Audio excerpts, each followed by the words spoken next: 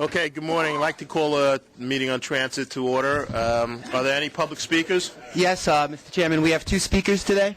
The first speaker is Murray Bowden.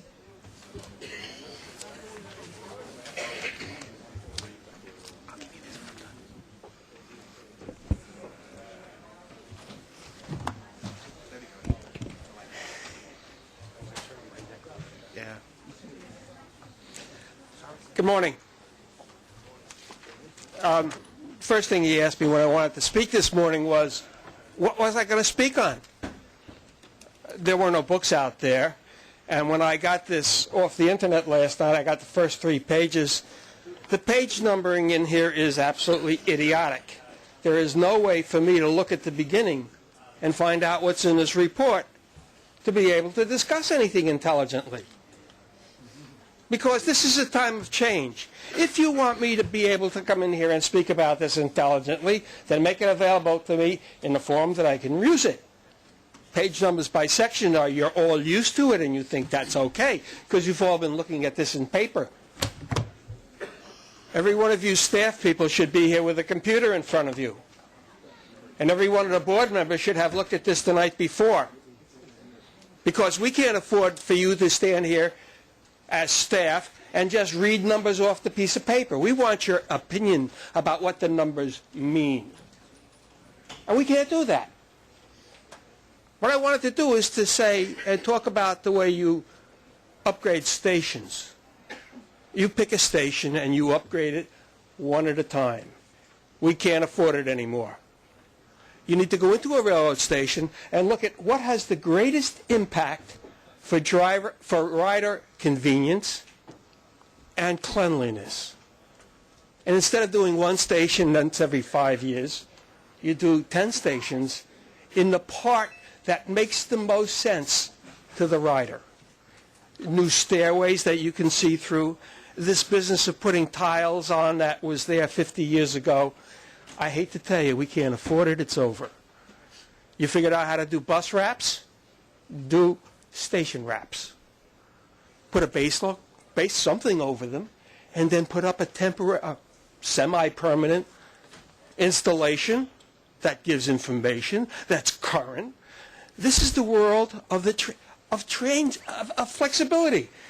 This is what we walk around. I don't even carry the iPad anymore. I get my email while I'm sitting back there. Mr. Bowden, can you please summarize your remarks? No, I can't. I have more to say, and I'm going to say it.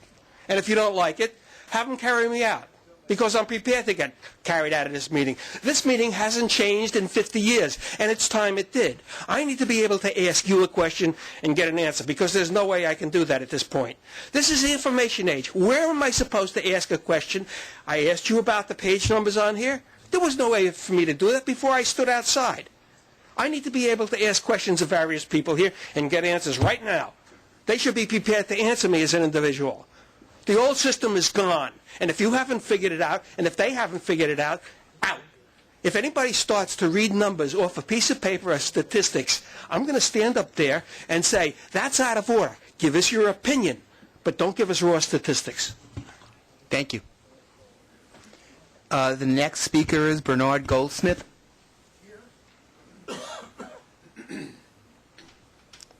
I'm sorry, did I pronounce your name correctly? Yes, you did. Thank you. As a lifetime New York City Transit user,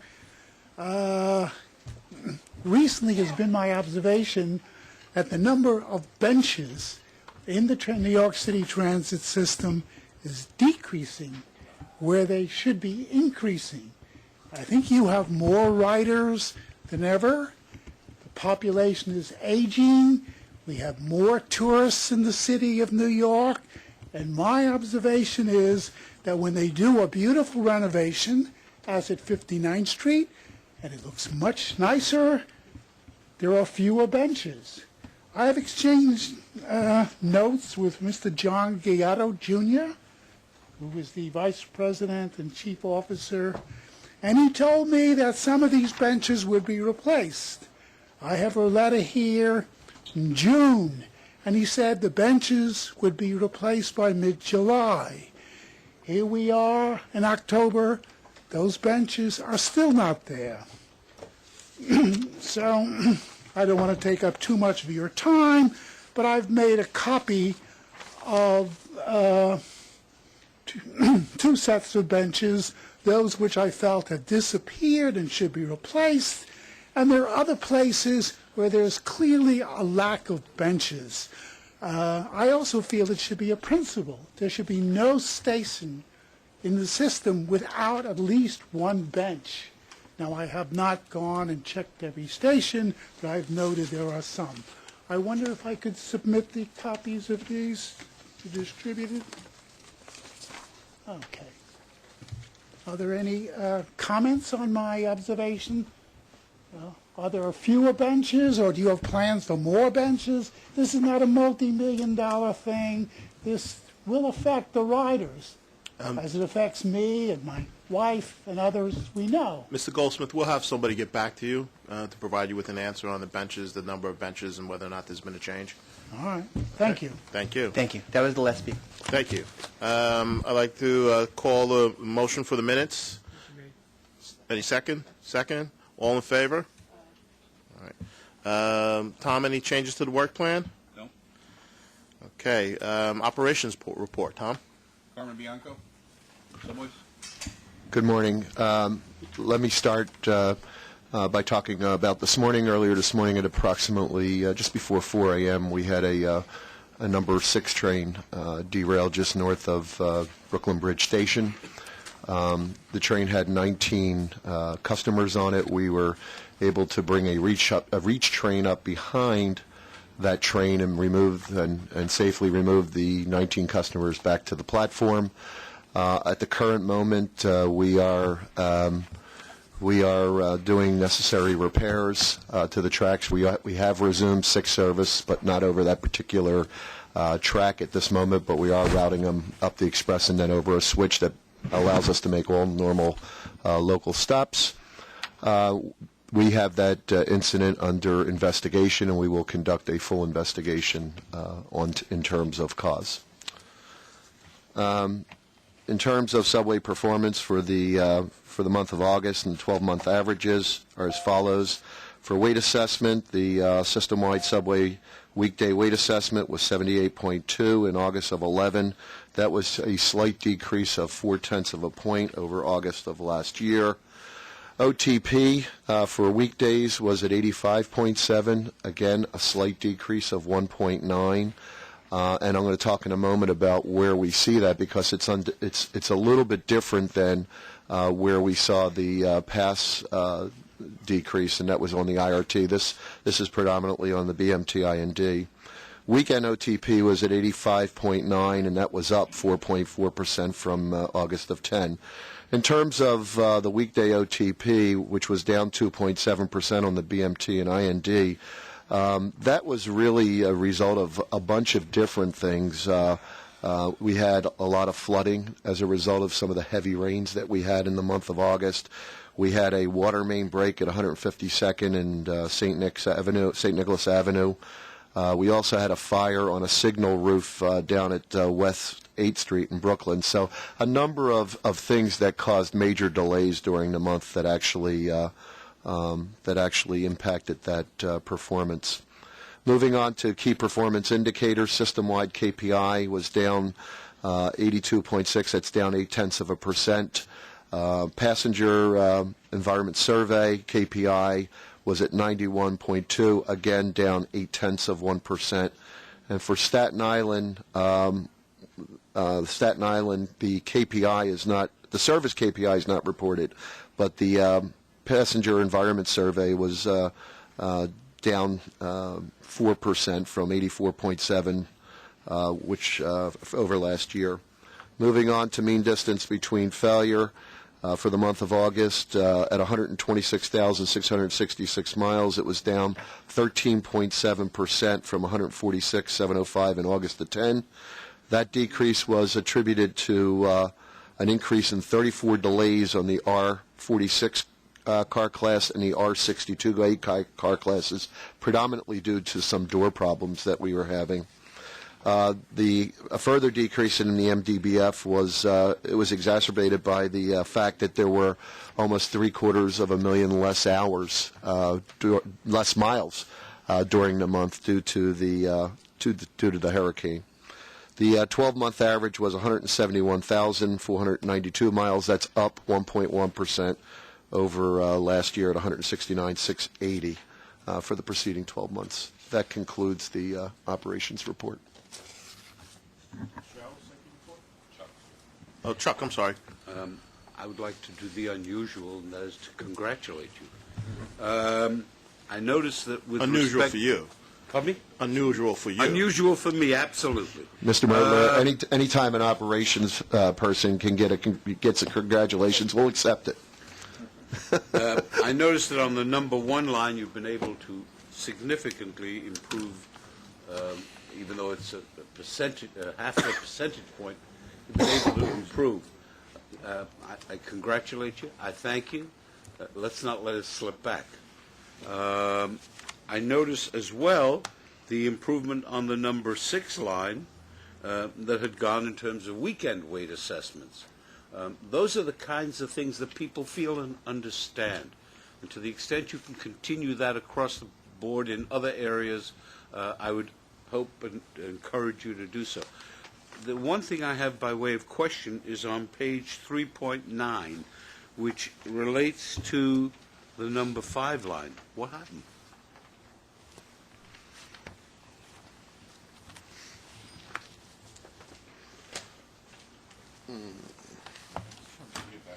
Yeah. That's a precipitous drop. Yeah, no, the number 5 line, that we were finalizing some of the work up at the interlocking at East 180th Street, and I think what you're seeing is just the final impacts of that. So it was track maintenance and some of the work at 180th Street, which we should see concluding at this point. Good. Thank you. Cheryl? Okay, with respect to safety, results were mixed.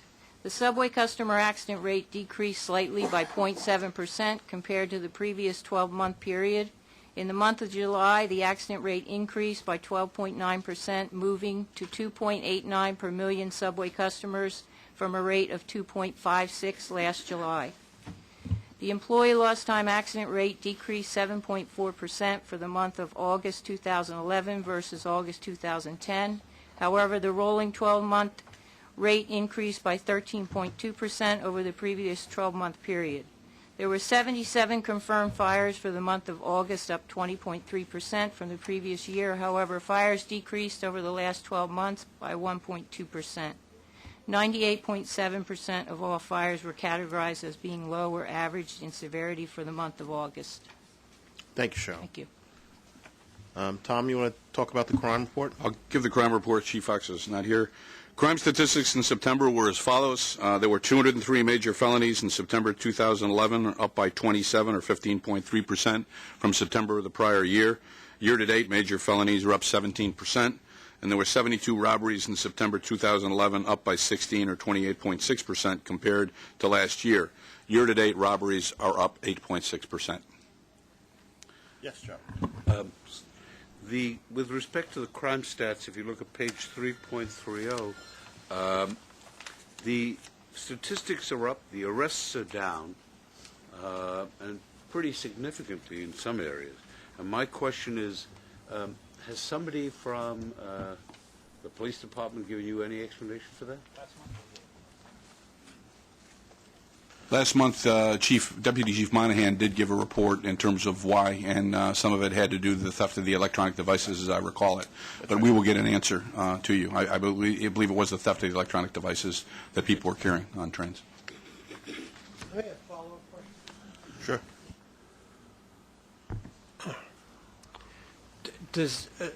Tom, does that explanation address the rather startling decrease in arrest activity? I can't answer that. I will have to get an answer for you. I don't know, Mr. Farr. I don't know.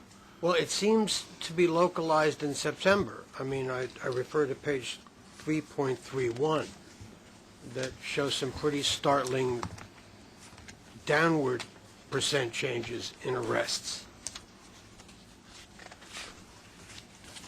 We'll get back to you with an answer. Thank you. Would you check And what all the aspect of we'll that, send it to Tom? all the committee members. Tom, would you Yes. check one aspect?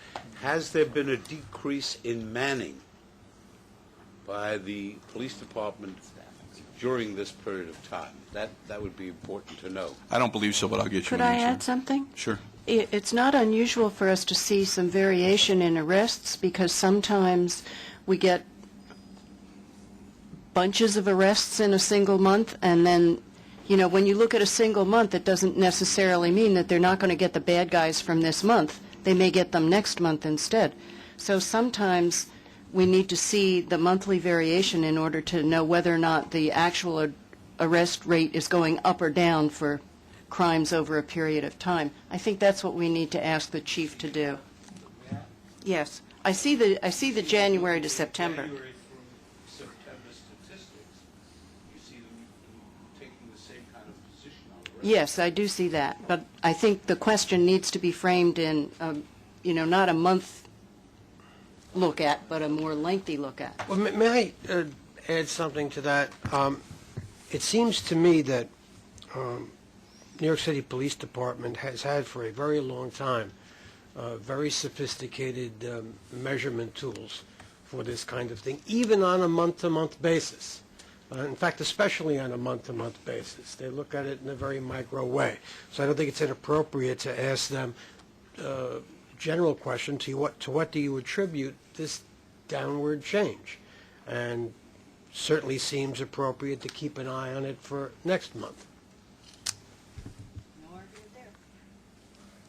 Great. Any more questions? Okay. Tom, you want to talk about do the finance report? Preliminary August 2011 fare box revenue was $294.4 million, $16.9 million below forecast, including an estimated $14.5 million attributable to the effects of Hurricane Irene. Year-to-date fare box revenue was $2,383 million, $23 million below forecast, mostly due to the August underrun. The average non-student fare in August 2011 was $1.64. In constant 1996 dollars, the average fell from $1.38 in 1996 to $1.10 in 2011. Preliminary August 2011 operating expenses before depreciation were below forecast by $2.2 million or 0.4%, mostly due to paratransit expense underruns, mainly from lower completed trips, including lost trips due to Hurricane Irene, and partly offset by higher overtime costs on Hurricane Irene. Year-to-date operating expenses were $33 million below forecast, due primarily to paratransit underruns, mainly from lower completed trips and the favorable timing of several non-labor expenses, partly offset by higher overtime expenses. So there were a mix of both pluses and minuses. Ridership in August of 2011 totaled 179 million, 5.3% below forecast, mostly due to the effects of Hurricane Irene. Adjusted for the estimated hurricane impacts, ridership was 0.6% below forecast. Year-to-date ridership was 1.52 billion, or 1% below forecast.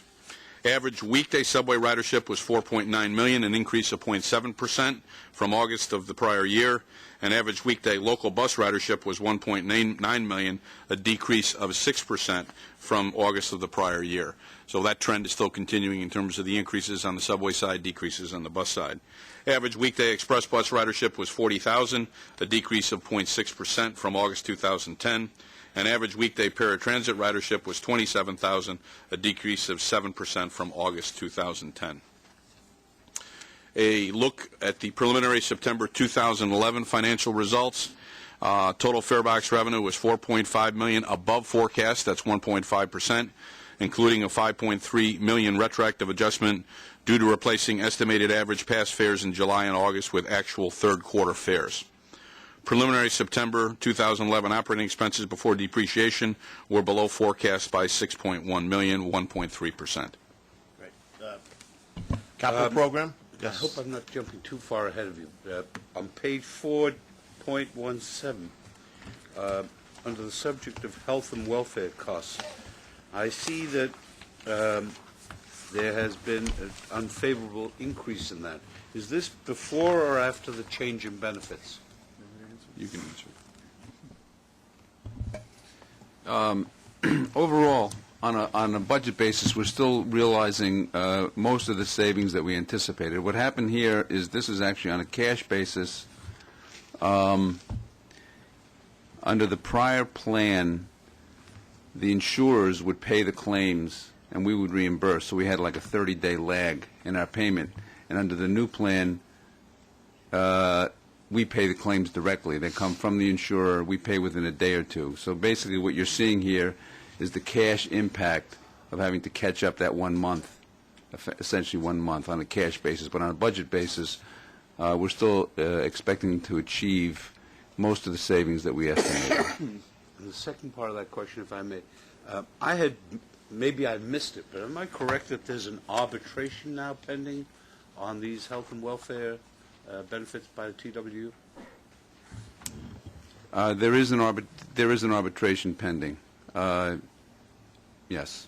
At what stage is it? There have been some settlement discussions, and I don't know when the exact next date is. I think there's a date sometime either late this month or early next month, the next date of a hearing.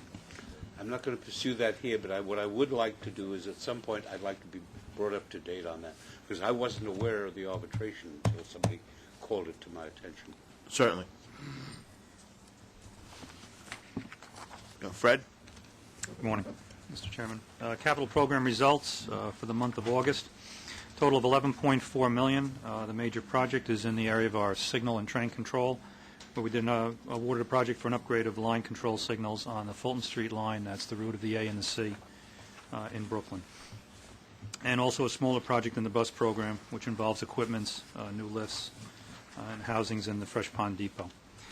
For substantial completions for the month, a total of $50.7 million, the major one being a bus purchase and delivery of 90 diesel buses, and also a project at Stillwell Terminal to install customer information signs, both on the platform area for the 8 tracks and also signage at the south and north ends of the terminal. That completes my report. Thank you, Fred. Any questions? No? We're going to move on to the capital projects report. Michael?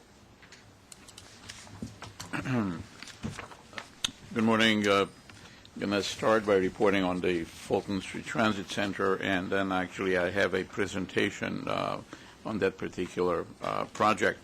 Earlier this month, we opened a new section of the Fulton Street AC Eastern Mezzanine, and in fact, all the 6 marine murals were reinstalled and viewable to the public, and we added stair capacity from original configuration. And in addition to that, we expect to open a temporary passenger connection between the AC and 4-5 that actually will go through the existing Fulton Transit Center, albeit will be in a kind of a tunnel to protect from the construction, people from construction going around it.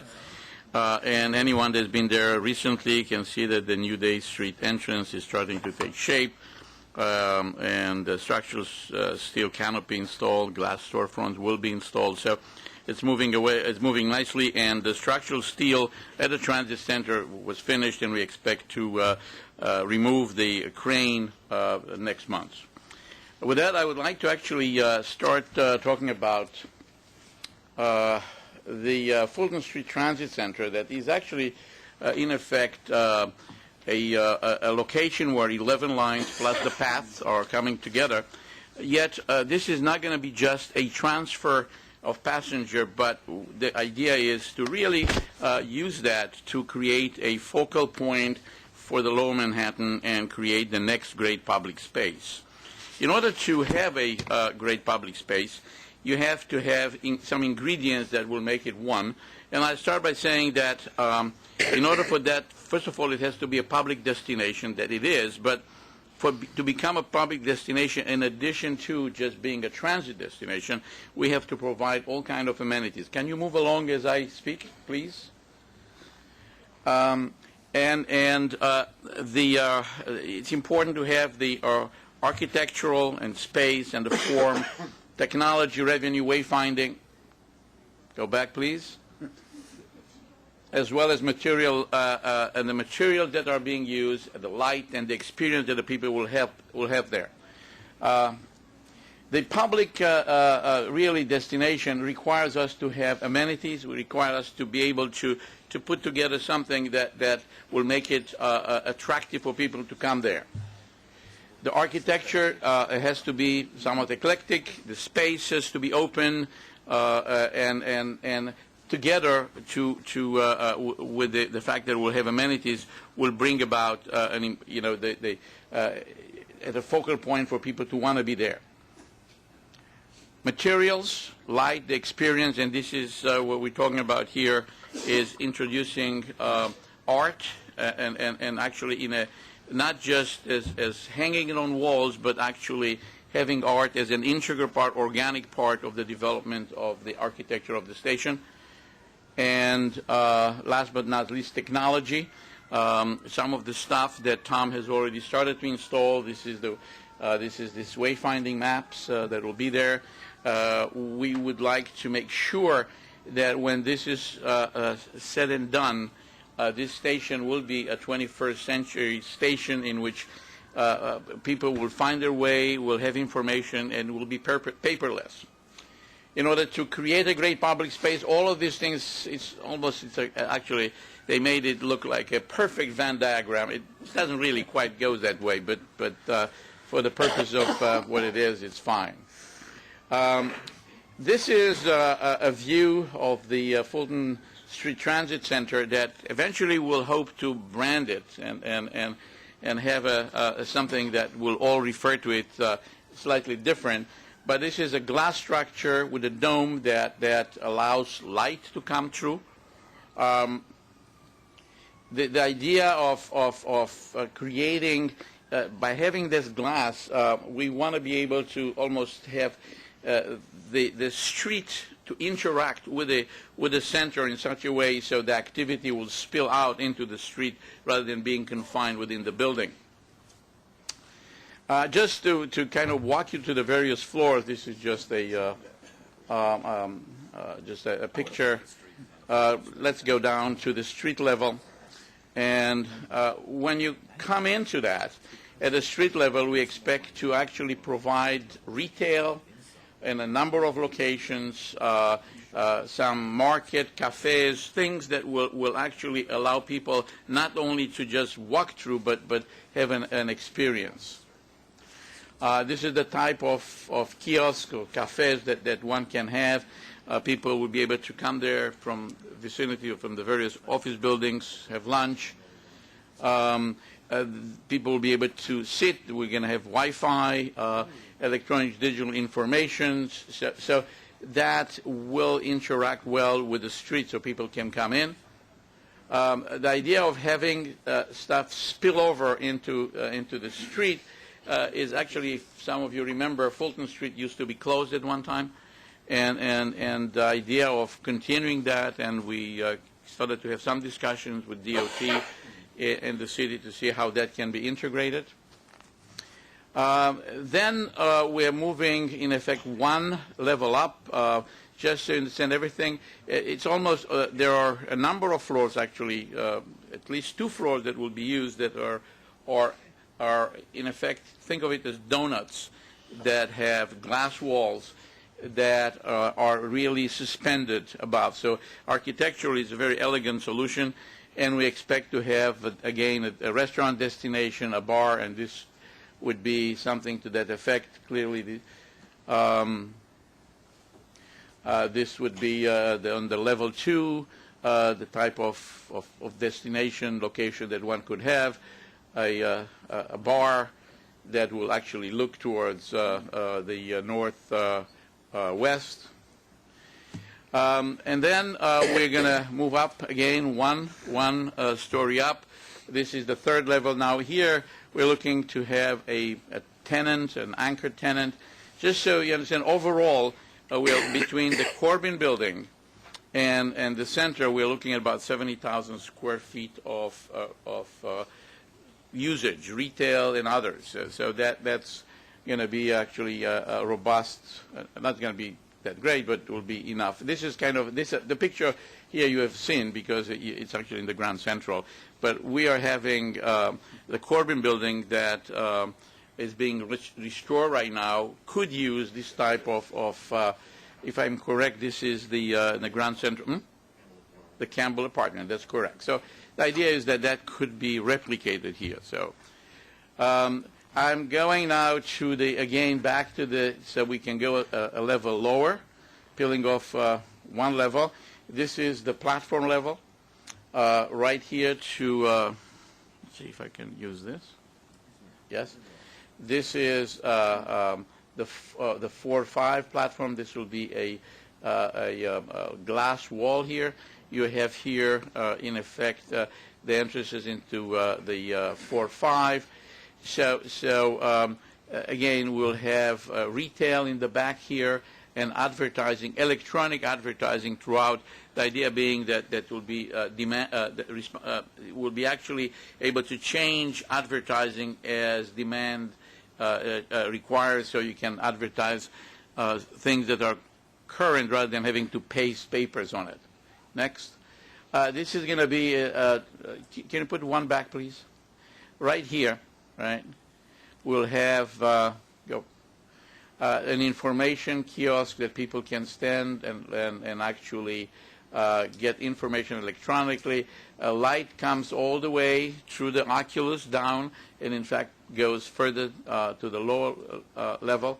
Again, advertising, the type of retail could be a bookstore, coffee shop combined with a bookstore. Next.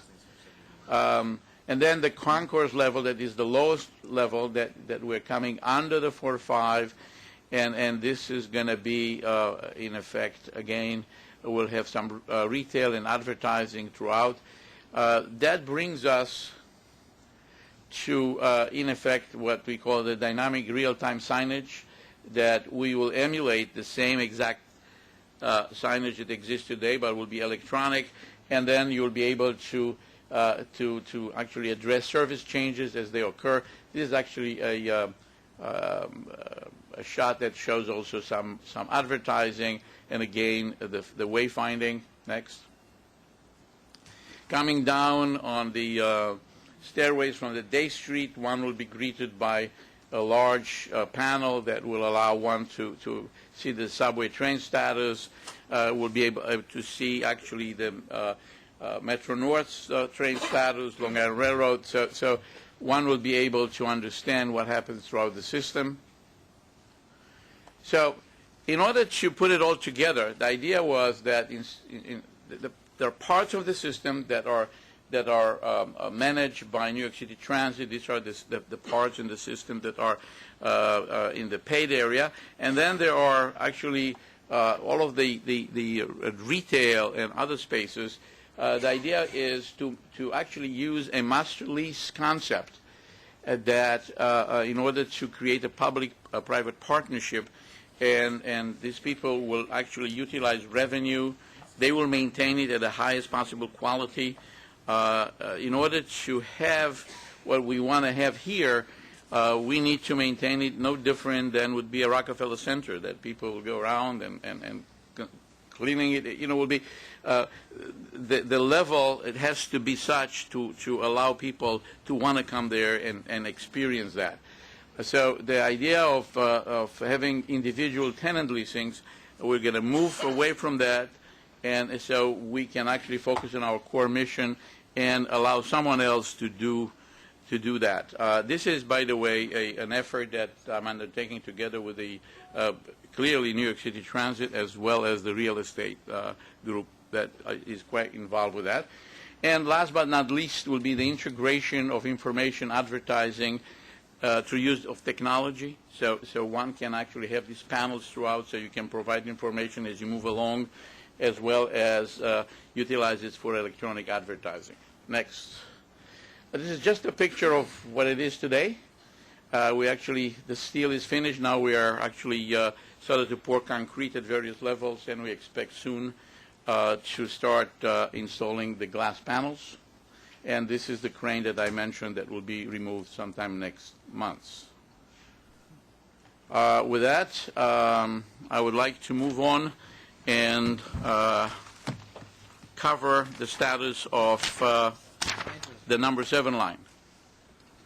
A question, Andrew? Yeah, Michael, this is a great presentation, and it looks very inviting, and I can't wait till till it's finished and everyone's using it. But when are we going to get to see, from a passenger's point of view, the connections and how you'll connect from all the way from the 1 and the R and the E to the 2 and the 3, and that kind of passage, and how the the J differs, and you won't be able to access it on one long platform like you can the others. I mean, when are we going to get to see that? Actually, I will put together a presentation for the board to see that. That's because that's really the basis of this, to make it much easier to make those transfers. That's correct. I'm maybe wrongly assumed that that's something that was self-understood, but I will actually try to create a presentation in which the experience of the passenger going through ought to be really highlighted, and we'll do that. Thank you. And when you do that, would you also give us a schedule? Because I recognize that the building itself may take a lot longer to complete. Your estimate's June 2014, I think. It will not take beyond that, I can assure you on that. Well, I'm interested in knowing when the passengers can pass underneath what's going on above and make these new connections. So not only a description, but the whole schedule, which isn't clear in my head yet. Okay, we had presented at one point a schedule of when we expect to complete the various pieces, and that's still, we're going to be on schedule. That this is something that is very important. Now, also, as to how we will open it, this is going to have the various pieces to the public. I think that we're going to work together with New York City Transit to see exactly when and which pieces are open, to make sure that we are utilizing them properly. I would say to you, as an example, that the Day Street underpass, that this is a major connector, will become truly utilized when the path the wall between path and us comes down, and that's we don't control that. Okay, we'll demolish it when we need to, but we don't control it. So we're working with the port to understand when that's going to happen. I think it's right now. My understanding is that is kind of quite a while. I think 14 or 15 when they're going to get that done, but that does not mean that we may not open it and make the connection between the R and 4-5 at that level. So Michael and Tom, why don't you guys get together and put together an update for us? Absolutely. We will come back to you. Okay. And I have one other thing. Yes. I was surprised by the concept of using the master lease, because that's not necessarily the same concept that's been used here in Grand Central, which has been immensely successful in terms of generating money. So I need to think about that, and I'd like to talk to you about it offline, please. Okay. Absolutely. Great. Any more questions? Yes, Chuck? Just to follow up on that, why the concept of a master lease? I would say that unlike the Grand Central, the amount of retail here and how that's going to be pulled together, it requires a master lease because it needs to be articulated, and we need the Grand Central is actually maintained by the Metro-North forces. Okay? The idea here is that will be maintained by the master lessee. So that's all the maintenance and how that is being run in an integrated fashion will be on the shoulders of a master lessee. So that's the real reason for that. So this would not be operated necessarily if this process goes forward by MTA, but would be by a lessee. It will well, not exactly, because part of the operation is with New York City Transit.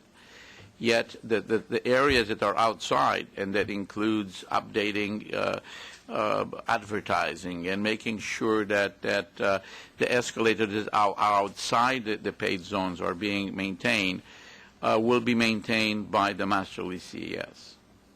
Michael, if I could add, certainly one example is Grand Central, as you mentioned, Susan, but another example on the system that dates from the I&D construction is Rockefeller Center. And Rockefeller Center is a slightly different model in the sense of the master lease concept. But we can give you a full presentation so you'll understand, and we can answer any questions you might have. Great. Thank you. Steve, you want to do procurements now? No, we're not done. Oh, sorry. Number 7 line. The work continues. The running tunnel and station structures, we are actually completing it about 11 months ahead of time, so we could make available Site P to the company that is going to do the system and finishes. The substantial completion of the tunnel is expected to finish 5 months ahead of schedule in April of 2012. So that will be the substantial completion of their work. The various sites that we're working on, the Site L at 41st and Dyer for the ventilation building on West 41st Street is proceeding and actually is proceeding well at this point. Can you move on to these are the sites J, P, and K looking southwest. You can, and Site J, in effect, the construction of the ventilation building is in progress. We're up, keep it. We're able to dig down the tunnels and connecting into the cavern. Again, the work above is proceeding, and as well as the other sites. Keep going. Okay, the other sites are being K. That is also doing. We are right now on schedule. Just to show you some of the stuff that is happening below ground. Anyone that has walked there when we're doing excavation and in the process will see that a lot of the stuff is being completed. This is the mezzanine arches looking south. Again, this is looking at some bulkheads for the inclined tunnels that will be there looking north. I mean, this is truly done at the mezzanine level. We have that the next. This is the platform. This is actually, I think, is the last section of the platform for number 7. Next, so that's where we stand. Again, we have a very ambitious schedule to have trains running December 2013, and we're pushing for that. So we expect that to be the case. Question, Chuck? I'd just like to are we committed to having this as a master lease operated by a private sector function rather than bringing in an operator? Are we committed on that? This is the path that we are proceeding on at this point, yes. Have we entered into any writings to commit us to do that?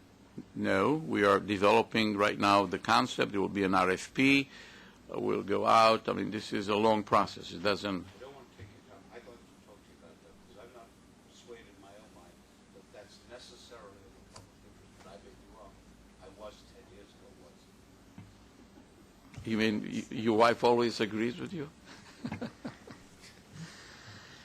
Okay, Second Avenue. On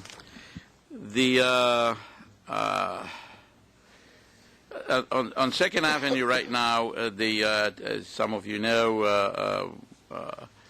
the TBM is back at 92nd Street. We have removed most of the pieces. Actually, I was there, I think, Friday. And we are actually pulling out the last piece. This is the head of the TBM.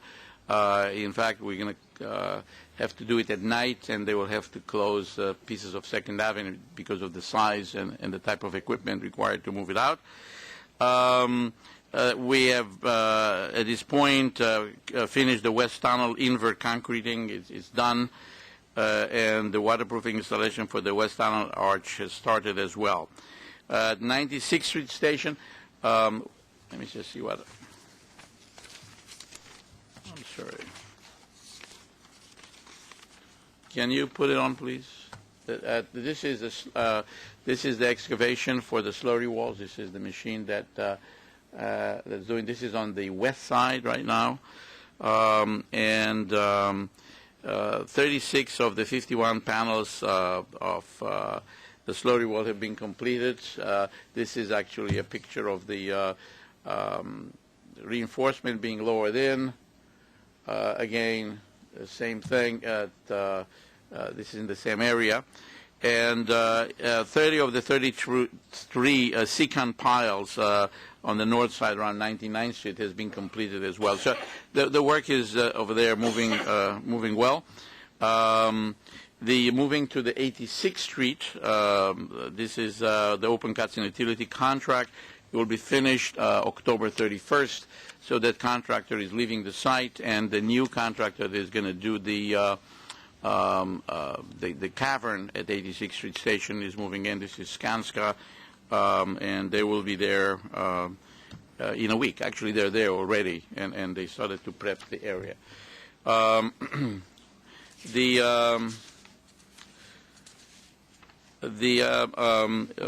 72nd Street Station mining is moving along. About the third of the excavation has been completed. I'm sure that from time to time you hear that we have issues with blasting and dust and other things. We are, in effect, have undertaken an air monitoring study at 72nd and 86th Street to determine if, in fact, what's the quality of the air. The data collection ended on October 8th, if I'm correct. We collected some 3.3 million data points. Now we are in the process of analyzing the data. And then a preliminary analysis was done for the data accuracy for the first week. I've actually presented it to the community board, and we are looking to see the remainder of the data to make sure that the air quality there is appropriate and we're not impacting the community. The final report will be finished by the end of the year. You can imagine 3.3 million points of data is not something that is quite easy to complete. At 63rd Street, Lexington Avenue Station, we're actually continuing to obtain the track outages as planned, and we are actually moving along. The 63rd Street Station is on time, on budget at this point. In fact, the whole project is pretty much on time. We expect to have no delays on the completion for December 2016, and we are on budget on this particular project. Some of the things that I would like to show is that we are cleaning up our act. This is how the sidewalks look these days. They're pretty clean. We wrap them. We're putting at corners signs so people can know which stores are there. And then we endeavor to sometimes the stores change hands where they just either are added or go out of business. So we are making sure that we are changing that. We put new pedestrian safety signs at various locations as needed.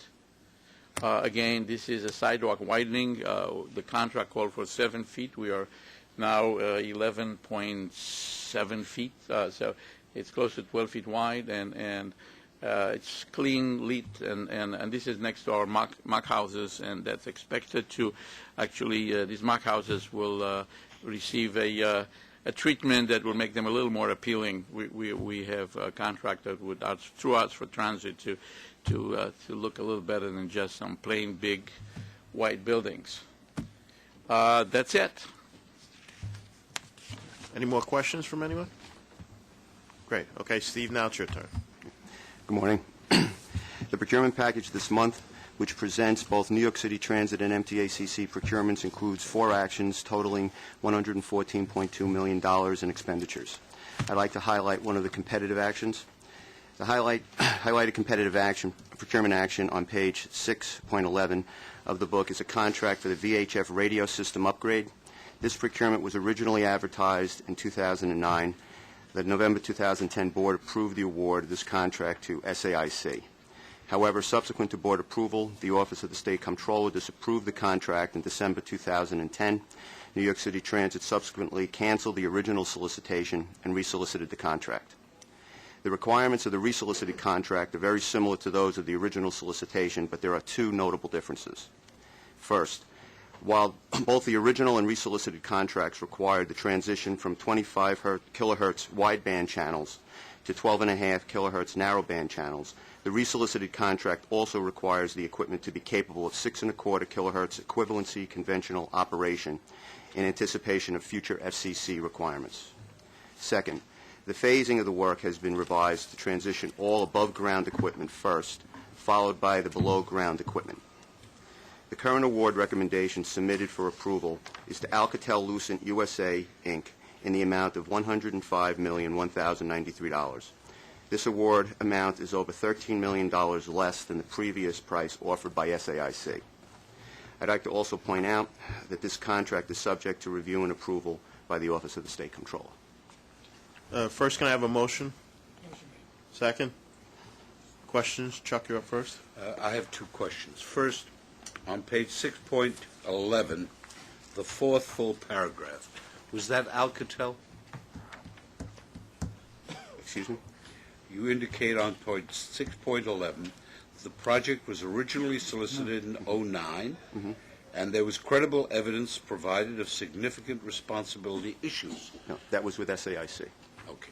Second, on page 612, as I understand it, there's an investigation now ongoing of some issues? With Alcatel. We've dispensed with those that had to do with some Foreign Corruption Act issues in a subsidiary in Costa Rica. We've settled that issue. There is a deferred prosecution agreement in place, and there's also a plan for Alcatel to implement a full compliance program, as well as institute a compliance officer. We will be getting those reports.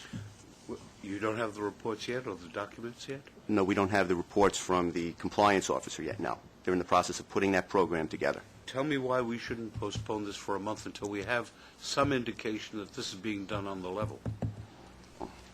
We've been in contact with Alcatel. We've seen their program. We've also reached out to DOJ. We believe that the deferred prosecution agreement that's in place brings significant penalties if violated.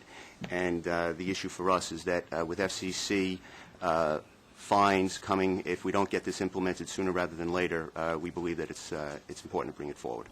Let me just interject something. There's a board-instituted policy on SAI, and we have followed that policy, and this has been approved pursuant to that policy. When the staff summary was first written, we hadn't gone through all the steps yet, but now it's all, so because of the timing, we need to get this contract in place. We have an FCC deadline that's already going to be, we're already not going to meet because of all the delays in this project. So just to assure you that we have dotted all the I's, crossed the T's. And what Steve is explaining is that the type of monitor situation that's going to go forward, we're going to be part of. Normally we're not, but in this case, because of the contract we're awarding, we're going to also get those monitorship reports. Do you have an executed consent agreement by them which would either divest them or give you remedies in the event that you're not satisfied? We always have the ability to, all our contracts have a termination for convenience clause as well as a termination for default. What you have here is a question that it goes to integrity. Now, perhaps that has been solved, perhaps it will be solved, perhaps there will be agreements. As I understand it, that has not yet been finalized, am I correct? No, it has been finalized, Mr. Merdler. It has been finalized. It's what is being, they've already reached an agreement with the federal prosecutor, and part of the agreement, this deferred prosecution agreement, is that they've got to continue to follow a proper procedure, and there will be a monitor in place to oversee that they're going to be following proper procedure. We're going to be receiving those monitor reports, so it's not just the Department of Justice that's going to receive them. We're going to receive them as well. That answers my question, but this left it open that this was still on the Yes, it was. When we first wrote this, because of the timing of getting in front of the board, we hadn't completed our part of the process. We would not have awarded the contract until we did. Luckily, we were able to finish it, our internal process, before today. Bob, may I suggest, for a variety of reasons, you put into the minutes something to the effect of what you have done, what has been in place, so that the board had that information before it voted. Will do. Jay? My initial questions you obviously answered. And I know this is going from, was this wideband to narrowband? Yes. There's another project very similar with police radios that I think was going on for some time, and I don't know where it is. It's been off my radar for about 2 years. You guys are all shaking your heads, so you know what I'm talking about. Yes. Where are we? This is about, for those of you that don't know what we're talking about. We need to reach closure with the New York City Police Department with respect to moving forward with some change orders on that contract is where it stands. Is that right, Fred? We have had discussions with NYPD to move forward with a implementation rollout in the Bronx, and those details are being worked out currently. Is there a current, was something happening the last year or so that all of a sudden got stopped in the Bronx? Was there work being done elsewhere throughout the city? No, we continue to perform testing as requested by NYPD. Right. We're ready to move forward with the pilot in the Bronx now. This is a very long, arduous process for a whole. I know how complicated it is. I was involved in it at some point. I'm not now, but at some point we've got to move forward. We share your frustration. That's an understatement. Great, thank you. Can I have a vote, please? All in favor? Aye. Opposed? Abstentions? Okay, thank you. The motion carries. Service changes. We have 2 service change proposals on the agenda this month. The first proposal is to reroute eastbound B54 bus service via J Street, Tillery Avenue, Flatbush Avenue Extension, and Myrtle Avenue. And this route change will improve the performance by moving service from a slow and congested portion of Fulton Street, which is served by other routes, to a currently underserved segment of Myrtle Avenue. Our second proposal this month is for the implementation of weekday and weekend schedule service increases on the L or Canarsie line, which are designed to more closely align service with customer demand. We've got loading right now that exceeds our guidelines, so this would address that problem. The proposed changes will increase weekday service by a total of 16 trips, Saturday service by 11, and Sunday by 7, and all of which would be implemented in the summer of 2012. Implementation of these changes on the L line will cost approximately $1.7 million annually, and it is part of our what we call our platform budget.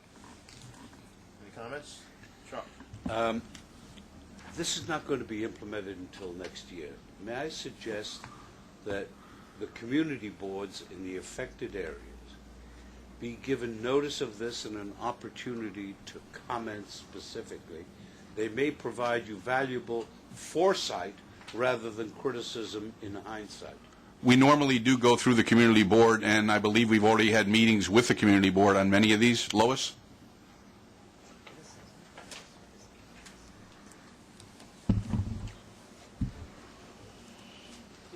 This is Lois Tendler, Government Affairs.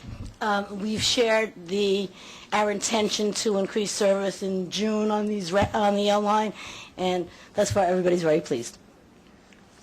You went to the community boards? They're all aboard? Yes. That's fine. Chuck, did you expect that people would be opposed to the service increase? I'll tell you what I'm doing. I'll tell you exactly what I'm doing so there's no good. It seems to me that we need to provide community boards with an opportunity to comment on the various things we do. That is normal part of the process. I mean, we ought to give you a presentation. You and Mr. Furr had a couple questions, I think, 2 meetings back, and we ought to give you a presentation of the process we go through. But that is a normal step of the process that we coordinate with community boards. Community board person, I appreciate it. I have one question on the L. Is that all the way to Rockaway Parkway, the increase, or is it short-term to Broadway Junction? It's the entire length. Entire length? Thank you. Great. Thank you. Next, a special presentation by Tom. Special presentations. They're the normal MetroCard report and the budgets for New York City Transit and Staten Island. There is a formal presentation we'd like to give quickly. The issue of refuse removal in stations has been one of serious concern on the part of our customers as well as elected officials and the board. And John Gato, our Chief Stations Officer, is going to give that presentation.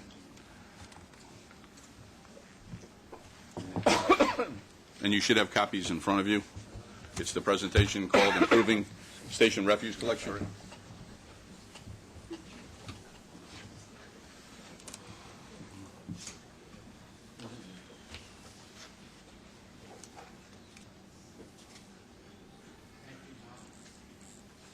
To the board members,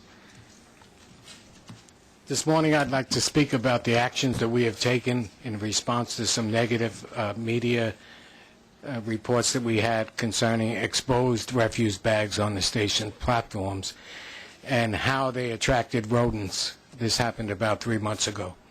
Immediately after that, we asked our colleagues in strategic initiatives to look at our operation independently and offer us some advice on how we might improve and reduce the amount of exposed bags that were left on the stations for extended periods of time. And I'd just like to share with the board this morning what we have done since that time and the effect that it's having on the actions that we took. On page 1, you'll see the problem was before. I showed you an actual picture of what was reported in the press. There you see Ditmars Boulevard, and when we clean out the trains, we leave the bags there until we collect them at night. And this becomes a concern with people seeing exposed bags all during the day.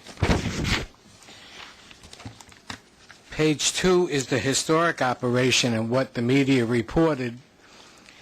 It leaves bags until they're collected every night. I should say that we operate 8 refuse collection trains every night, 365 days a year. And we collect over 9,000 bags of refuse every evening in the system. Generally, what you see here in the exposed bags is the small percentage that we are unable to collect because of our conflicts with passenger train service or because we go over our stay on the road and we're put off on the road. So those are the challenges that we looked at in the past few months and how we might be able to improve on the stops that we missed. Page 3 shows you where we were as a percentage of the total bags collected, and the total is about 8,820 an evening. We pick up 7,000 of those bagged by the trains and another 1,500 by refuse collection trucks, which augment the train procedure for those stations that we couldn't get into because they were either under construction or had service changes. And the top line of the graph shows the pre-initiative, what our report showed in the early stages of this, and where we are on the bottom line for bags that are left there after 6 a.m. right now. So as a percentage, the 1.5% would have been about 125 exposed bags earlier on at 6 a.m. in the morning for customers to see, and now we're down to about 42 bags, so we are improving. And we're not going to be satisfied until we get it to 0 at 6 a.m. Page 4 shows you the 3 stages of the enormous refuse collection operation that we have, and there's just a little bit of key information there. We remove 40 tons a day in the subway, and half of that is recycled. Most of our 3,500 refuse collection containers are emptied 3 times a day by our station cleaners. After that phase, we store it in rooms or in housings. And if you see the 468 stations there have an assortment, 210 of them have rooms built in the stations. The other 210 have storage canisters, and 257 have refuse dedicated rooms. One of them, which is a tremendous operation and deals with a lot of terminals, is Coney Island, so that's a completely different setup. We then go into the removal phase, and as I explained, we have 8 trains and trucks. We have 567 stops. The reason we have 567 stops is that some stations, because of its volume, require 3 different stops on a station. Those would be Penn stations. 149th Street have more than 1 stop, north and south, and large locations where we just can't pick up the garbage on one side or even on 3 sides. We then sort it out, and half of it's recycled before it's picked up.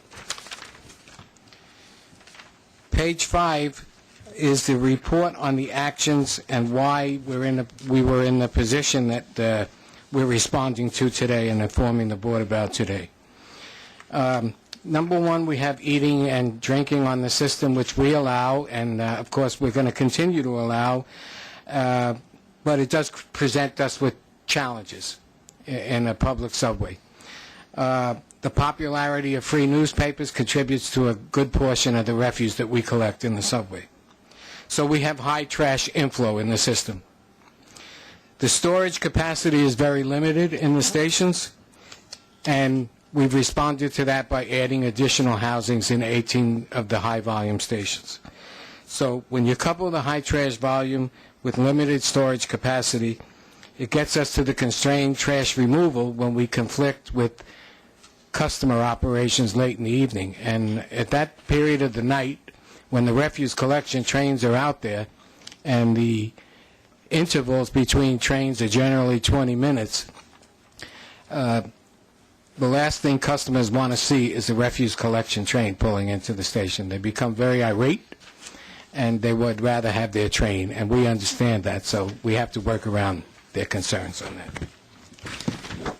Page 6 shows you the source and the separation of our refuse. The bulk of it is newspapers. A lot of it is food and an attraction for rodents. The more garbage that we have, it generally seems it's the more rodents that we see. So our goal here is not only to remove the exposed bags from the stations, but to at least contain or control the number of rodents in the stations as a result of that. Page 7 is a summation of the stops that we miss and the reasons why. There's no need for me to go through them. I spoke about them already. And page 8 is just a schematic showing you how cumbersome it is for the refuse train to move around those 20-minute intervals, late night service that customers are waiting for late at night. I'd just like to step in at this point in time. What we're trying to show you with this graph is, this track schematic is, in order to clear up for a road train, sometimes you have to make a reverse move, pull onto an out-of-service express track. That takes an awful lot of time, and as a result, the ability of that refuse train to make it through the system and make all its scheduled stops is limited or curtailed.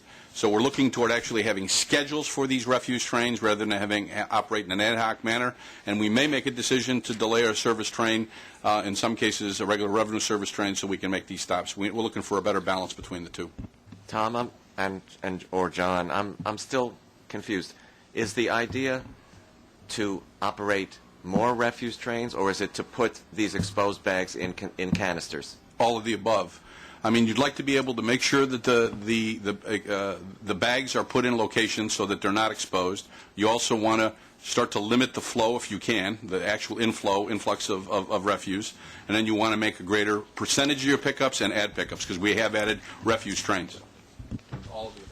Just a quick comment, Tom, on what you said about the balance between the service and whatever decision you make. I'm sure it will be second-guessed 2 years ago and be second-guessed again, so you're never going to find the right answer. So the balance is a very difficult one to find. Chuck? You have bags exposed on the track for periods of an hour or more day or night?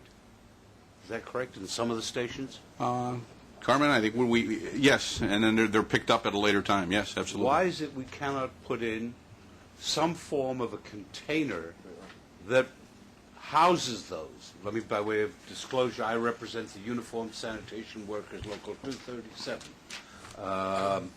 Why is it we cannot put... Any place we can put containers, either in the stationary or along the right-of-way, we will do so. I think if John goes to page 9, you could see an actual photograph of a container. Next slide. Yeah, I think page 9 will also answer Andrew's questions about the extra trains that we were added. And these are the 3 phases and the improvements that we've made in each of them. I won't go through them. I know the board has a pressing agenda today. But in the removal phase, you will see, Andrew, that we added 2 additional bag-only trains, which we're operating not like the general pickup, as you see here with the flaps on the trains, but just running through stations and picking up exposed bags and removing them from a customer seeing them. The other thing we're doing is we run an AM train, which we re-implemented. So since this problem was since we've been working on the problem, we've added 3 trains, and we think that that's what it's going to take to address the problem.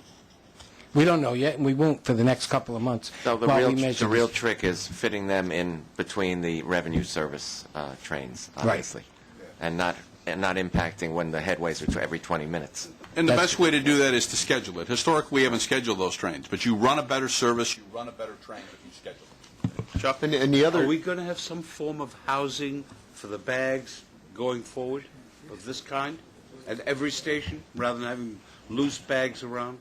To the extent that we can, if we have space on the platform to put when we put a housing, that's the preference, yes. Yeah, I'm a short question about what's a trash can free station? Where do people put the trash? Main Street That's Street? just a pilot that we implemented on a couple of stations with a public information campaign before we did so, just to measure how much we could reduce the volume of garbage that we collect. And it's only being done on 2 stations, but we did inform the customers before we did it.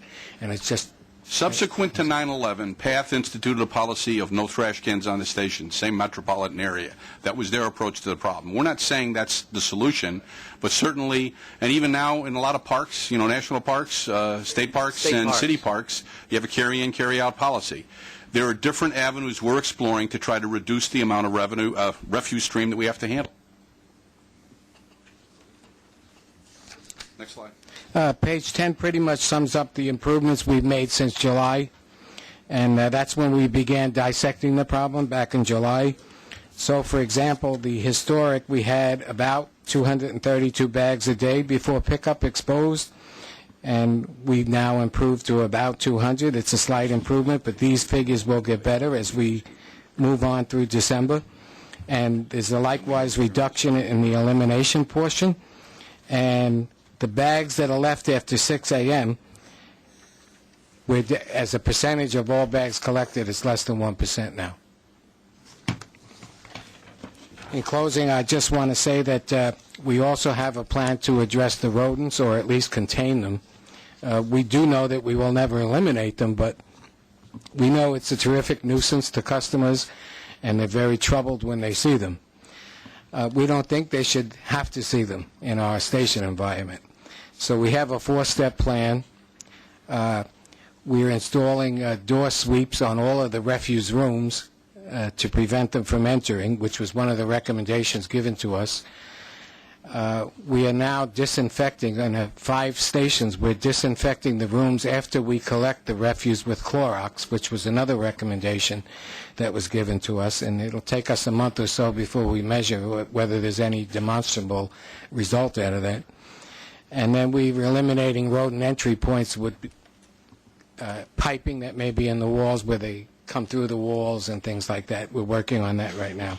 John? Yes? I have observed rats actually getting into the bottom of these canisters. There obviously is a little space in the bag holders, in these metal canisters that are on some stations. You probably want to seal up the bottom of those because there's a space that allows rodents in. It's not something we had on here, but we'll certainly take a look at that and see if we could act on that, Andrew. Thank you. That concludes the presentation. May I just ask one Yes, Mr. Ferrer. question? Going back to page 3, by exposed bags, do you mean those that are visible on station platforms? That the customer could see, yes. That the customer can see? Yes. What about bags that are on sides of tracks outside the station? My report doesn't include any bags that are on the tracks because my colleague would be addressing it in those areas for different work groups.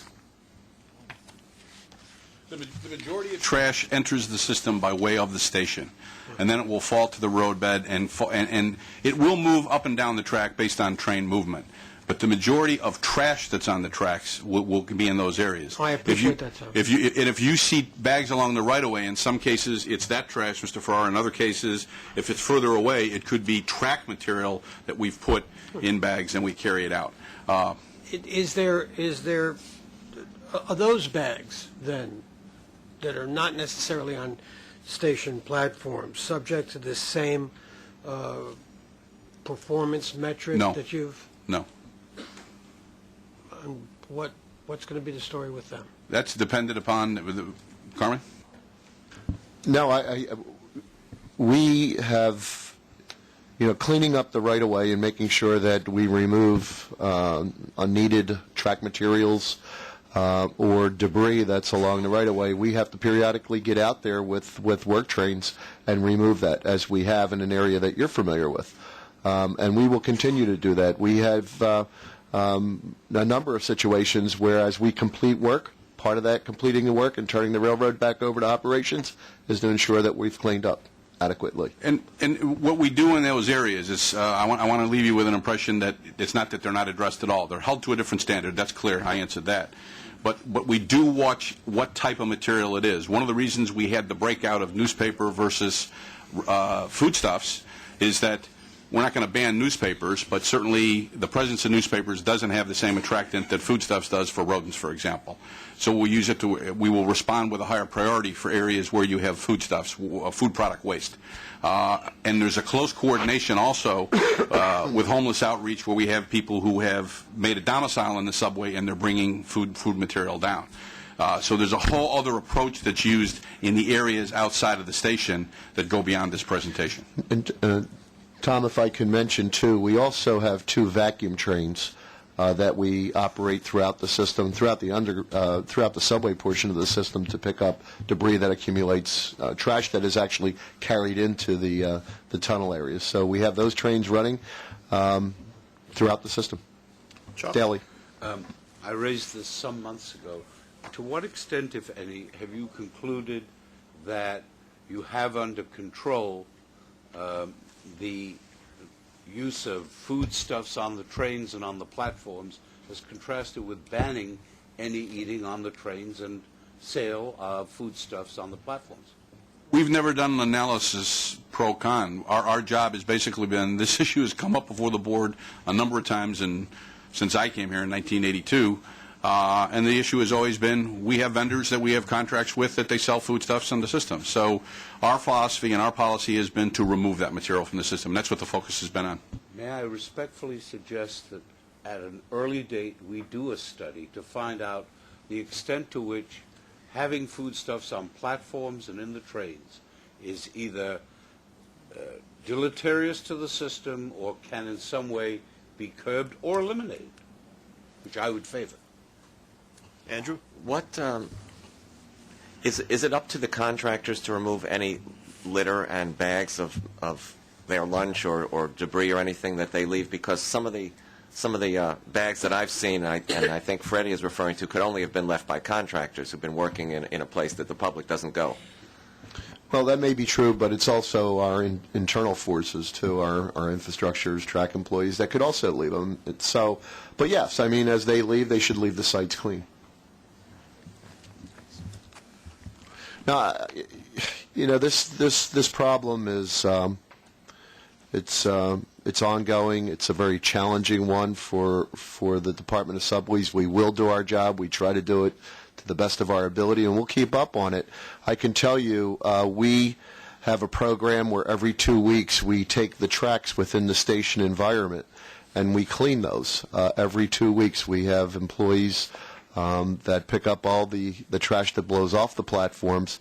And it's interesting that if you were to visit some of these sites, just hours after we've made a complete cleanup, just hours, it looks like it hasn't been done in a week. And so it's an ever-present challenge that we just have to stay up on. That, with respect, underscores the point I tried to make. Maybe it's time we prohibited the use and sale of foodstuffs in and around the platform. Thank you. Tom, bus service report? I think we need to. This is what we're going to convene the other joint. We're going to have a joint session as we did last month because we're going to have a report on SBS as well as customer satisfaction results for both bus and subway. So with the exception of Bob Bergen, I think the rest of New York City Transit staff are excused from the table. Sure. Well, actually, we're going to do the report on subways. Then Carmen can stay.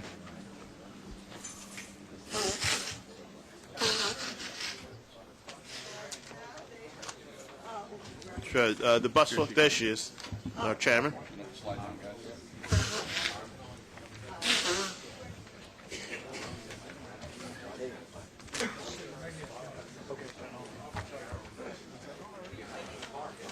No. Sure.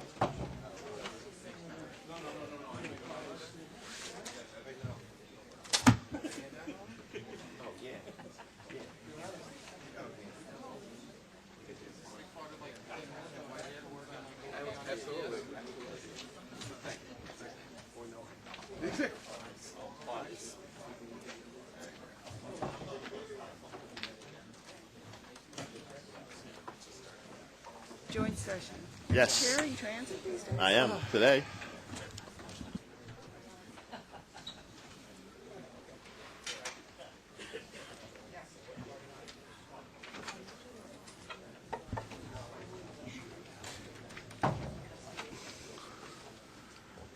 Yes, we're okay. Johnny, Great. We'll do the customer satisfaction reports first on SBS. Okay, great. We call the joint committee to session. Morning, Tom. Bob Bergen, the Executive Vice President, are going to give two reports. The research results from the MTA customer satisfaction for 2011, both for buses and subways. Bob?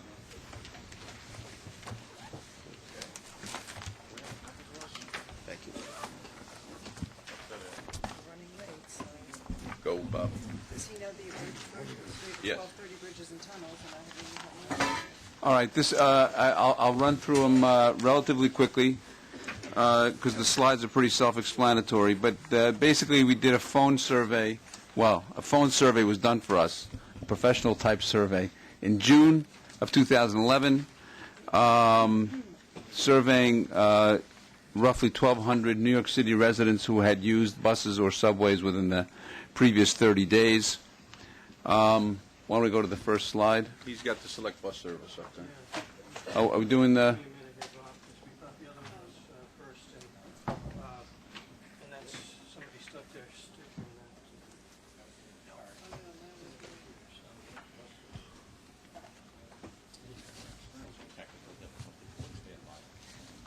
We're doing the customer satisfaction survey.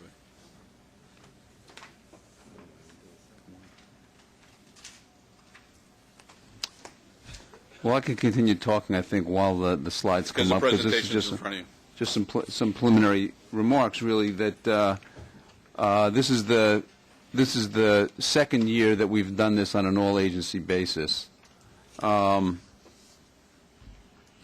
And just by way of context, as the board as the committee is familiar, this was a year, 2011, where our customers had experienced service cuts, a fare increase, two very bad snowstorms. But on the other hand, we've had a continuation of some of our service initiatives. We've had improved customer communication, and also there's been the effort in public to communicate improvements to our customers. Subway service was considered satisfactory in 2010, and there hasn't really been a statistically significant increase in how customers perceive their overall service levels on the subway side. But there were statistically significant improvements in customer perception in a number of key attributes of service. So this is the overall customer satisfaction. You can see that generally there's been no statistical difference in their overall satisfaction except with respect to station environment. And there are explanations for that become apparent later in the report. Go on to the next slide, please. And this is a listing of those areas. The green numbers show statistical significance in terms of the improvement, and there have been improvements in almost all areas.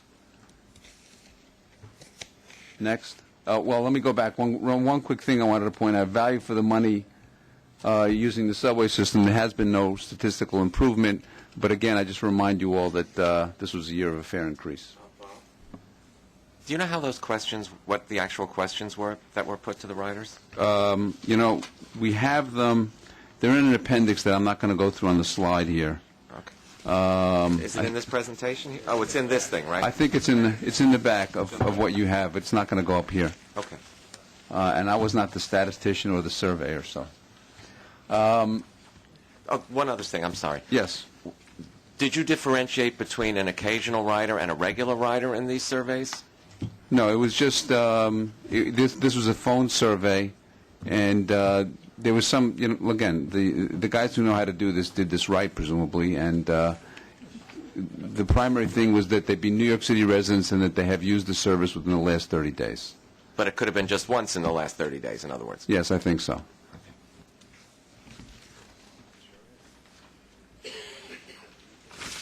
The countdown clocks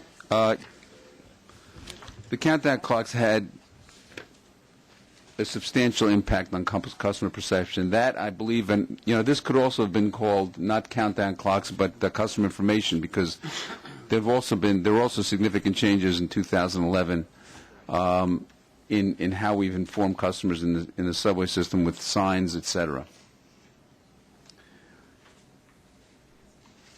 So you see that people have appreciated significantly the improved customer information, and it has even affected their views of service performance and personal security. If you recall, well, it was discussed when we were first turning the clocks on that customers, once the clocks went on, they got a confirmation that the subway service that we provide is not accidental, it's not a fluke, that there's actually someone scheduling it, providing it, and I think that sense of someone in control, that the MTA NYCT is in control of the system and is providing the service, gave people that sense of security and that sense of comfort. Next slide, please. This shows some of the attributes of subway service quality, and again, the statistically significant improvements were in reliability, and I'm told by the statisticians that of all the indicators, service reliability is the greatest driver of the overall sense of improved subway service. I'm sorry, Bob, but under service frequency, regular users wouldn't have said it's more frequent in 2011. I mean, it's got to be people that really don't know. Or the countdown clock. Well, no, it also... Yeah. Oh, the countdown clocks make you think it's more frequent than it really is. I mean, again, the countdown clocks... we all know what happened in 2010, so... But it's not just the countdown clocks. I think the countdown clocks have been clearly significant, and there's another slide that will explain that. But I think also just, we're informing customers better. We have a whole new signage that tells people what the diversions are during the week, during the weekend, etc. Anyway, let's go on to the next slide. These are more of the attributes that were specifically asked about, and you can see there were some significant differences. Statistically significant improvements. The crowding on trains obviously is still very unsatisfactory to our customers. There's been no real significant change, and I think that we've had years of ridership increases in a constrained system, so it's sort of inevitable that there's going to be increased crowding. It's sort of the bad side of good service, I think. Next slide, please.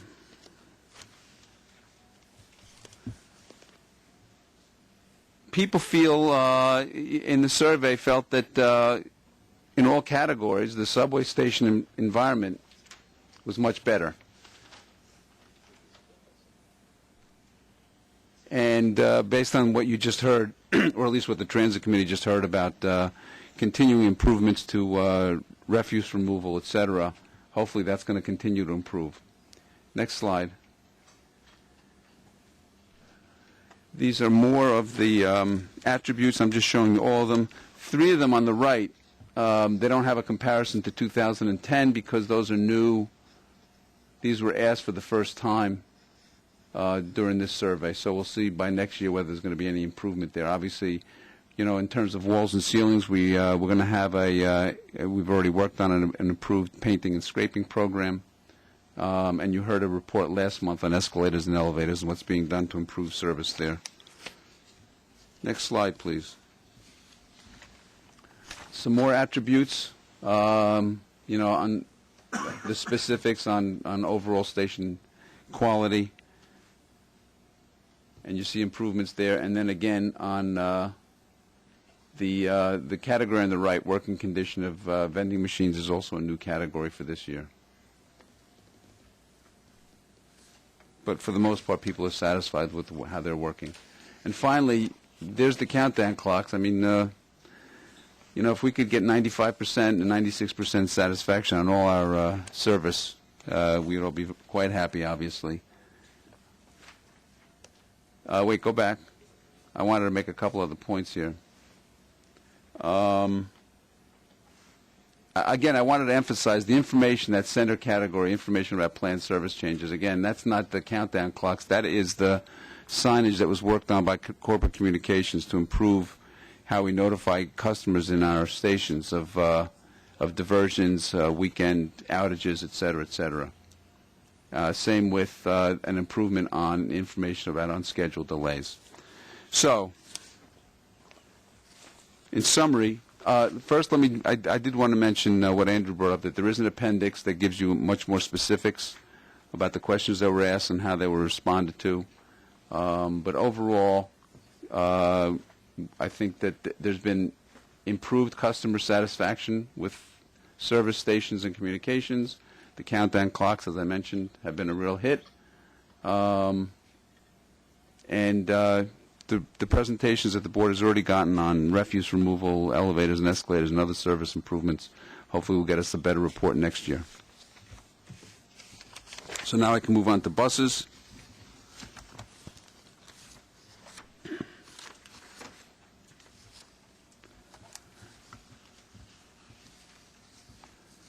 Same background, same type of survey. I didn't mention last time. You'll see it here on the first slide that what the categories are: very dissatisfied, dissatisfied, satisfied, and very satisfied on a scale of 1 to 10. On the bus side, when we get to the slide, you'll see there was actually, in terms of overall quality of bus service, there was a more significant improvement from last year to this year, at least in the customer's perception of it. And again, this was the same. This was also a year in a fare increase where we had service cuts, etc. Huge service cuts on the bus side. One of the, we don't really know, and I don't believe the question is asked, because it's not the same people who are quizzed. We don't really know exactly why there was this significant increase in perception. One thought is the possibility that when the 2010 survey was done in June 2010, there was a lot of press about the coming service cuts, a lot of negative press about the coming service cuts that hadn't happened yet. And you'll recall, based on a presentation we did, I think either last month, that in fact the service cuts only affected 85% of our riders were not affected at all, and even larger number had only minimal impact. So it could be, one of the speculations is that the low ratings last year, because they had traditionally been in the 70s on the satisfied level, as opposed to the 60s, which is sort of somewhat dissatisfied, that it's attributed to the possibility that people so feared the service cuts and had gotten such bad press about it that the 2010 survey was lower than it should have been. But anyway, that's where we are in terms of this survey. And then just running through the slides. Next slide. You can see significant improvements in overall service availability and frequency and in wait time. How do you reconcile frequency of service and wait time, those two categories? With the massive service cuts that took place? Unless only the B63 was surveyed, I don't know. No, on the one hand, you got frequency of service is up, but wait time is up. Well, let me say, first of all, that's not the question I was...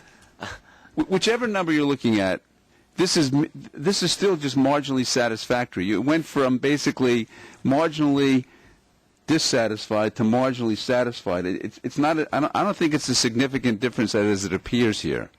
Number one, and again, it could just be that people were relieved that it wasn't as bad as it might have been. Now, Peter Harris, who kind of honchoed this whole survey, he may have an answer.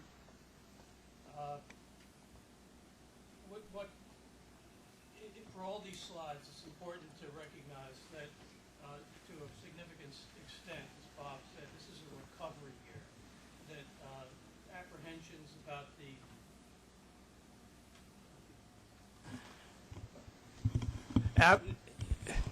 apprehensions about bus cuts was very real last year.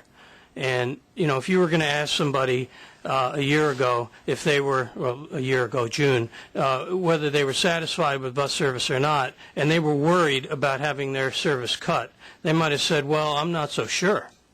It depends on what happens. But when 85% of the customers find out that their routes weren't affected, there's both, I think, a sense of relief, and we've seen this in surveys before on fare increases where ratings go down, often like during the fare hearings, but then recover when the actual fare increase is announced. I think on the bus side, bus routes are, very personal, in some ways more than subways. So when you find out that the service is basically the same, then service returns to normal levels. And in every survey that we've done on the bus side in the last year, after the service cuts were implemented, we've seen ratings in right around the 70% level. Now, what this slide is telling you is that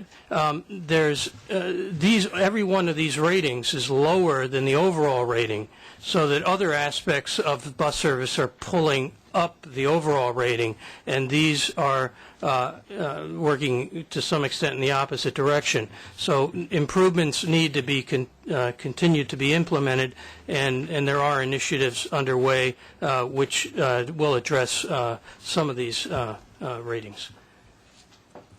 And I assume that in this survey, no differentiation was made with regular users or occasional users of the bus system. It's the same as the subway system? Correct. Yeah, but let me say that in the normal distribution, when you look at the frequencies, most of the customers are quite frequent, most of the respondents in the survey are very frequent users. So it's not like the infrequent user is driving these survey results. That's not accurate. Chuck? It seems to me that somewhere between a third and 25% of all potential or actual bus users are not very happy campers in terms of frequency, in terms of wait time, or in terms of overall service availability. Now, you can, as a result of that, have wish fulfillment, and they just abandon the buses and go over the subway. But it seems to me one of the questions we ought to be asking, if we aren't, is to what would you do to make it better? Is it just more buses, or is there something else? The two key drivers on the bus side are frequency and wait time. On wait time, the implementation of MTA bus time, I think, is going to make a difference, because it's going to give people the ability to access information about how far away the bus is. And it worked well on the B63 pilot. So, I think there's a reason for some optimism. And we're rolling it out in Staten Island next year, right? Yes. Right. And this is the bus equivalent. This is the bus equivalent to countdown clocks. And you saw how that drove overall perception of the system. Let me ask you this. Has anybody done a survey as to the extent to which we could improve customer satisfaction by expansion of things like the Select Bus on a far broader scale in terms of providing far more rapid service, more frequent service? Well, And certainly, would that attract more passengers? a survey of that type, not necessarily, but the results of all the SBS rollouts have indicated we have had an increase in ridership, lower running time, and increase, I don't know if we had increased customer satisfaction, but a decrease in running time and increased ridership. Would that, forgive me, I apologize for making this lesser, would that have a significant cost factor if we were to expand it each year by 10%, 20%, or the like?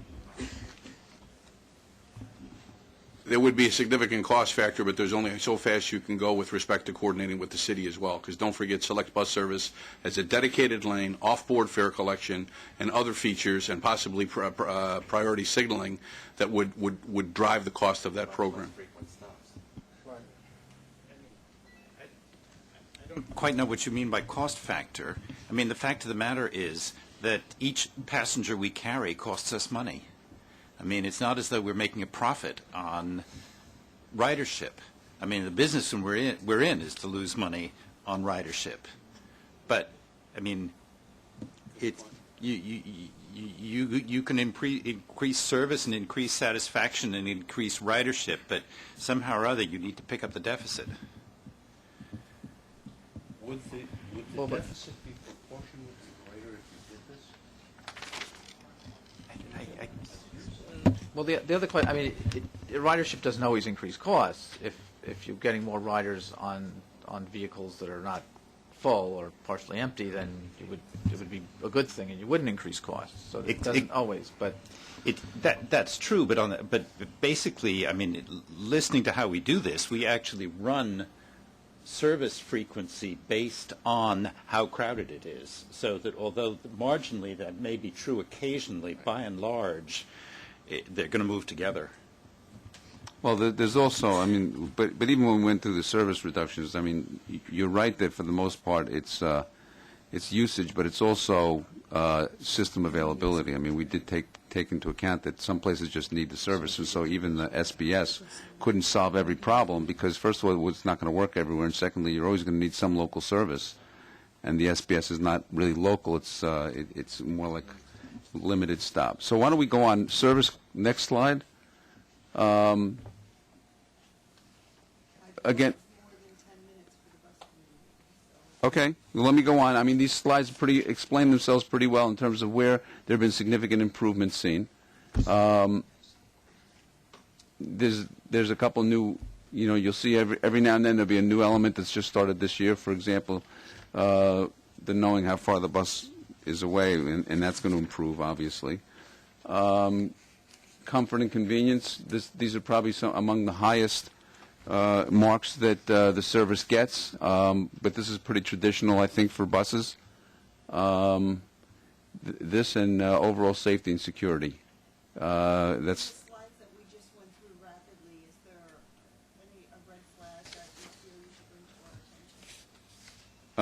No, just the last slide. I guess I'll just sum up on the last slide, which is that basically, people see that there is some value for the money, but we need to improve that satisfaction. And again, you have an appendix that gives you more detail. Thank you. Any questions? Presentation on select bus service.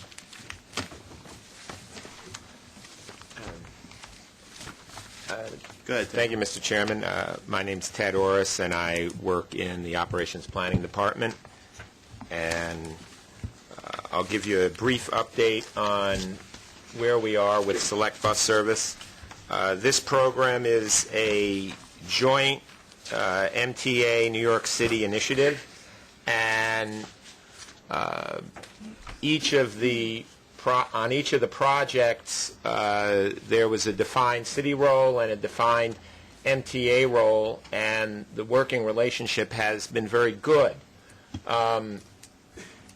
The definition of Select Bus Service is a package of improvements, the sum of which greater than the parts by themselves, but Select Bus Service in New York City incorporates most of these and some of the corridors, all of them, starting at the top, paying on the street, pay before boarding. some type of traffic signal priority, which does not involve the bus operator, a bus that looks different and is identifiable, new shelters where possible, a clear, coherent service plan, and bus lanes wherever traffic permits. And moving to Fordham Road, which was implemented in June of 2008. This was the pilot initiative. And the findings are very positive. Approximately a 20% speed up in the buses. Varies a little bit by time of day and direction, but overall that's very significant. If someone's going end to end, they're saving about 12 minutes. Ridership is up in the corridor, and very high customer satisfaction. And one thing about the ridership increase, this is the local buses and the select buses added together, that the ridership in the corridor is up. And also, there aren't a lot of alternatives. It's not like if the 42nd Street bus is slow, you might go to a 34th Street bus. The parallel streets in Fordham Road are really nowhere nearby. So where there's a ridership increase, that's because either more people are riding or people are riding more frequently. And before you leave Fordham Road, and just if you, I don't want to take too much time, but if you just mention on each one, what's not included in here is the effect that it's had on traffic in the area as well as the small businesses. If you can comment on that quickly, I think that would be helpful, because that's only part of the picture. And the effect on traffic has been positive. That the traffic signal improvements and rationalization of the roadway, we're seeing generally traffic moving faster through the busy Fordham Road shopping district. And working with the city, we've worked very closely with the Fordham Road bid, and we did market research, and we found out that very few people are coming to shop by car, that fewer than 10% of the shoppers come by car. So providing parking for shoppers really wasn't an issue. The issue is providing space for deliveries. And there were delivery zones created on side streets, perhaps 100 feet north or south of Fordham Road.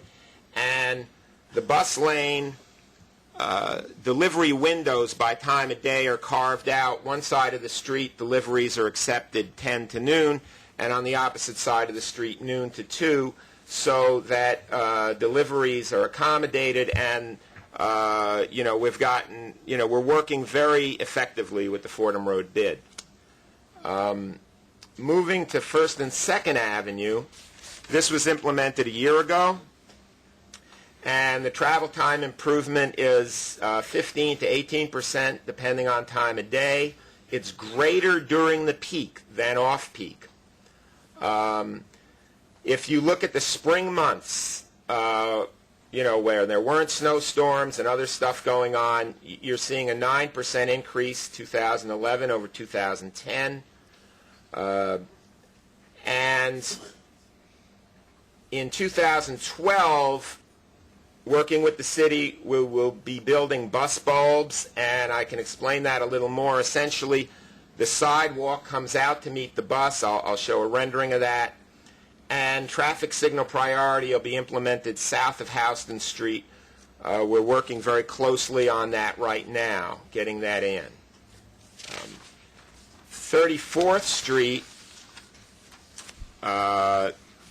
there was a proposal for a dedicated transit way. That proposal did not succeed in the court of public opinion, and what will be built is improved bus lanes next year. But this is an FTA urban livability project, so it's federally funded. The roadway improvement pieces are federally funded, and we will be turning on off-board fare collection in 20 days. And if you've been on 34th Street, you'll see the machinery being turned on. So for the improved bus lanes, there's my voice again. So for the improved bus lanes, detailed design is being completed, and the goal is to implement the roadway changes in 2012.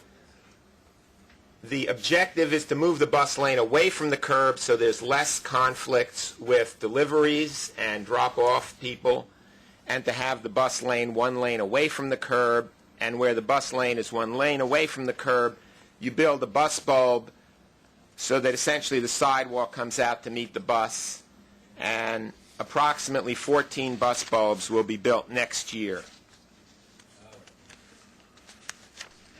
Been given to nostalgia, the idea of putting some form of urban light rail or trolley of that kind of thing in there, as the more modern ones exist? An alternatives analysis was done on 34th Street, and the alternative selected to be the most cost-effective is a bus rapid transit, an SBS solution. Okay. But if properly done, and a bus solution can, in a setting like this, can perform just about as well as a streetcar.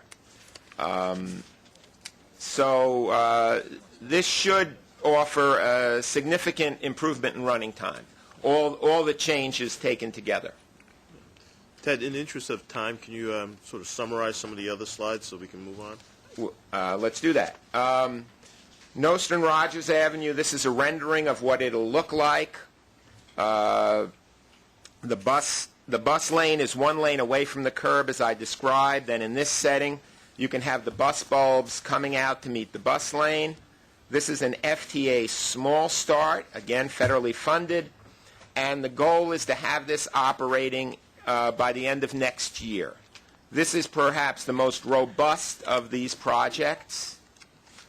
And moving quickly, Highland Boulevard, we've just about completed a planning process, and this will be less aggressive than some of the others, but we'll have about 2 miles of bus lane approaching the Verrazano Bridge, so where you have the most people on the bus, you'll have the greatest benefit. And excuse me, moving not so quickly. My understanding is Borough President Molinaro was very upset with the city DOT position on this, and had raised that there is no density around these local shopping areas, so that the parking is very important. Has a compromise been worked out with him? yes, this is this solution addresses many of the concerns that people have raised. As you see, it's about 2 miles of bus lane, and it's bus lanes in places essentially where during peak hours it's no standing for the most part. So the reduction in parking is quite limited. And moving, we're